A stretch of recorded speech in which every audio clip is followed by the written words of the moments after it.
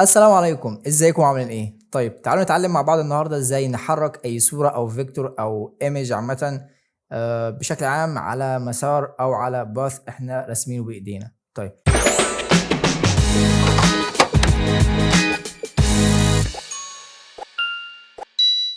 تعالوا نفتح الافتر افكت ونشوف هنتعلم ايه النهارده ان شاء الله. طيب ده الروك بتاعنا او الصاروخ، وفي الباك جراوند ستار، فيها ستار وفي لاين وفي زجزاج. فتعالوا نعرف الكلام ده كله اتعمل ازاي. طيب هندوس كنترول ان او نيو كومب ونسميها، او لو مش عايز تسميها مفيش اي مشكله خالص، يعني زيرو يا باشا ولا اي حاجه تزعلك. فتعالوا نجيب الروك بتاعنا اللي هو الصاروخ يعني.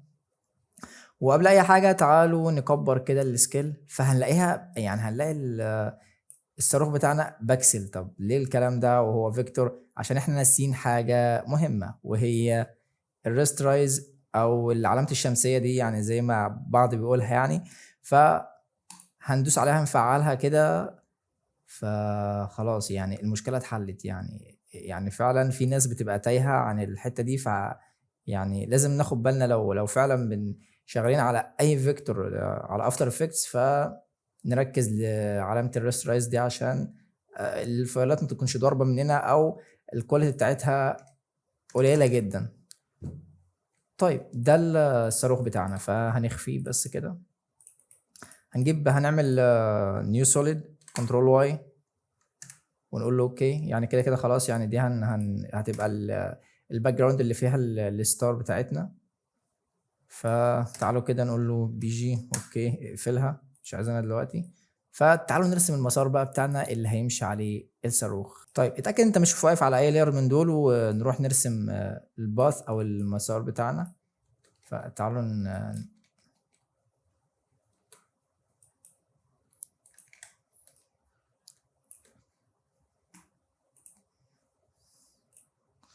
طيب تعالوا نخلي دي يعني 5 أو 6. اتأكد ان انت مش واقف على اي لاير من دول، ونبتدي نرسم المسار بتاعنا او الباث اللي هيمشي عليه الصاروخ. طبعا رسمنا الباث، وبعد كده هنبتدي بقى ايه، يعني نحنتف، يعني عشان الصاروخ ما يبقاش عامل زي اللي بيخبط في حيطة كده. هنحاول نخلي الباث او المسار بتاعنا يعني سموز شوية عشان يسهل الحركة بتاعة الصاروخ. فخلينا ننزل دي. فده المسار بتاعنا. طيب هنفتح الاوبشنز وهنروح لشيب، هنقول له الباث دي خدها لي كوبي، يعني خد لي كوبي من الباث ده. هنروح بقى فين للفيكتور بتاعنا او الصاروخ بتاعنا، هندوس على بي من الكيبورد عشان يظهر لنا البوزيشن، او ممكن نجيبه عادي من الترانسفورم. فلازم تتاكد ان انت واقف على البوزيشن كده، دايس عليها يعني ليفت كليك كده وتقول له اوكي. ملحوظه لو ما دوستش عليها يعني ليفت كليك هو مش هينسخ الكي فريمات. يعني لو وقفنا كده وجينا ننسخ مش هينسخ، لكن لو وقفنا على البوزيشن نفسها ونسخنا وقلنا له كنترول في هينسخها لنا عادي. فتعالوا هنا بقى هنعمل ايه تاني. هنحدد الكي فريمات سيلكت عليهم كده، وهنقول له الت مع الت هتسحب لليمين عشان نكبر يعني المسافة بتاعتهم. فلو دوسنا على حرف ال N عشان يحدد لنا التايم لاين ده بس، مش عايزين الباقي ده.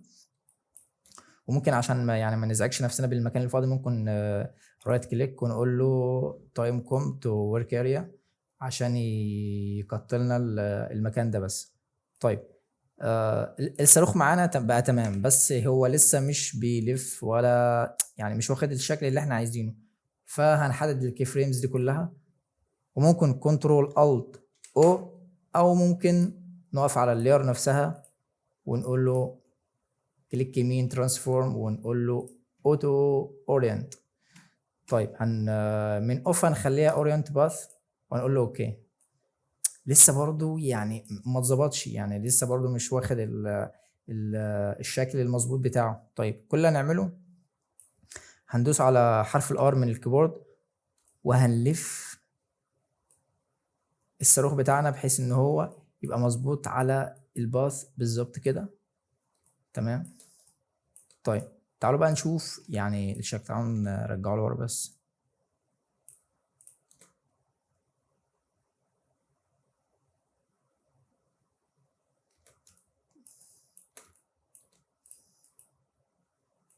طيب تعالوا نشوف بقى الشكل طالع معانا عامل ازاي.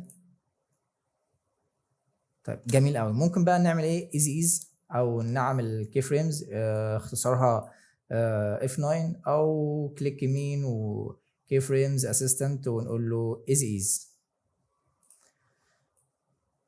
طيب ايه اللي فاضل لسه عندنا؟ الستروك كده هنحركه، هنجيب الباك جراوند دي ستار. طيب الستار ممكن ندوس على، نروح نجيب الستار بتاعتنا ونقول له، يعني انا شايف الباك جراوند حلوه بس لا، يعني برضه خلينا نجيب الستار.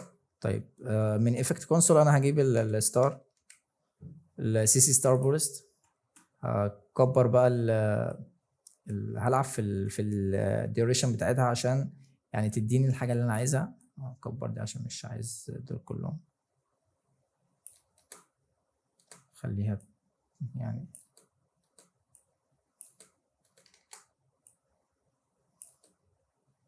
طيب تمام قوي. طيب احنا كده جبنا الباك جراوند بتاعتنا ظبطناها، بس ناقص حاجه واحده بس، وهو الباث بتاعنا او الستروك عايزين نظبطه. طيب هنروح للاوبشن بتاعت الشيب وهندوس على اد دي، هنجيب التريم باث وهنقول له اعمل لنا كي فريم يا عم الحاج، وهنروح نشوف اخر نهايه الكي فريمز بتاعت الصاروخ، وهنقول له مثلا هنا، نرجع هنا كده ونقول له خلي لي دي 0. طيب هنعكس بس الكي فريم، هنخلي ممكن نعكسها تايم ريفرس كي فريم، او ممكن نخلي الكي فريم هنا 0 وهنا 100. فهو لسه مش مظبوط. طيب عشان بس احنا يعني سحبنا بدري، فالكي فريم ممكن يرجع ورا شويه.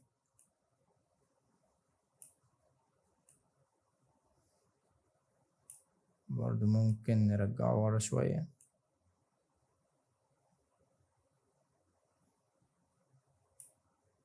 ممكن دي برضو نسحبه لورا سيكه كده.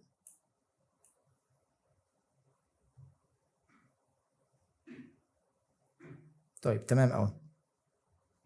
ممكن بقى نكبر الستروك، حجم الستروك يعني.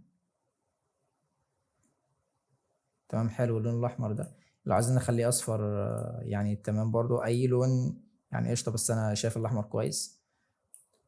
طيب ممكن نرفعه سنه لفوق كده. طيب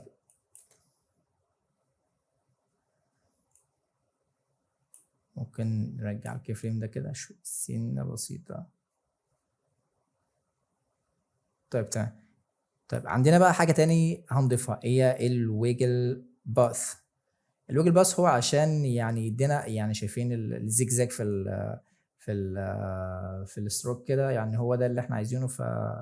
تمام قشطه قوي. هنروح بس ننزل اللاير بتاع الستروك دي تحت.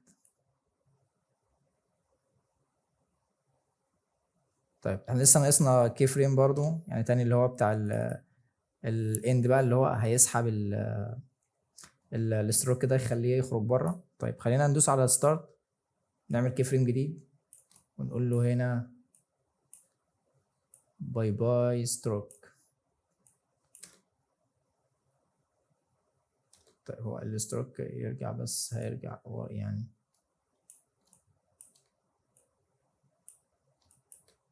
نرجعه.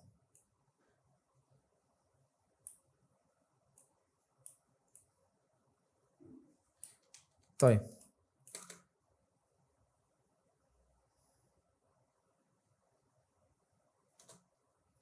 طيب ناقصنا تركايه واحده بس، وهي الجلو.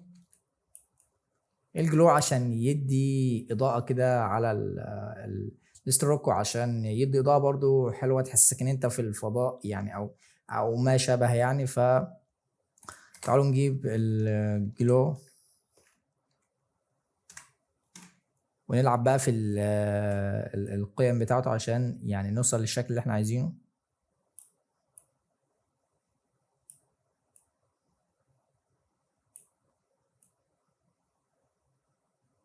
يعني انا شايف ده قشطة اوي.